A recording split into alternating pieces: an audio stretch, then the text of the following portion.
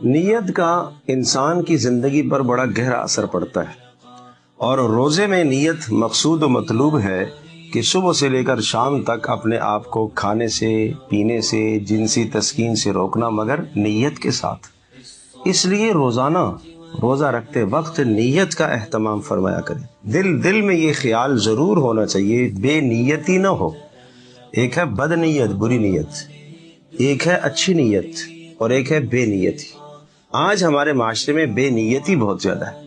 روزانہ سحری میں اٹھتے ہیں مگر کبھی خیال تک نہیں گزرتا کہ میں یہ کیوں کام کر رہا ہوں۔ بہت بڑا دخل ہے نیت کا، انسان کی زندگی پر بہت بڑا اثر پڑتا ہے۔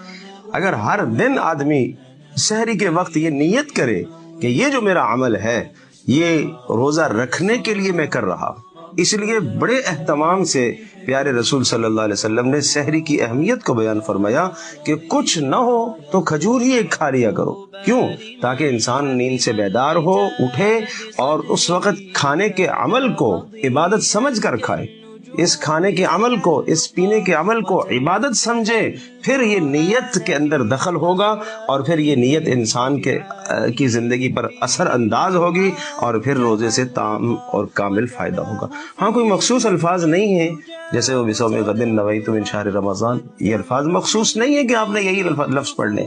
آپ اپنی زبان میں، اپنے دل میں یہ خیال لے آئیں کہ یہ میرا عمل جو ہے، یہ نیت جو ہے یہ کیا ہے روزے کی۔ پھر دن میں بھی میں نے اللہ کے لیے روزہ رکھا ہوا ہے، اللہ کے لیے روزہ رکھا ہوا ہے، اس نیت کو، اس خیال کو دہراتے رہے، انشاءاللہ بہت بڑا زندگی پر اثر پڑے گا۔ اللہ عمل کی توفیق عطا فرمائے۔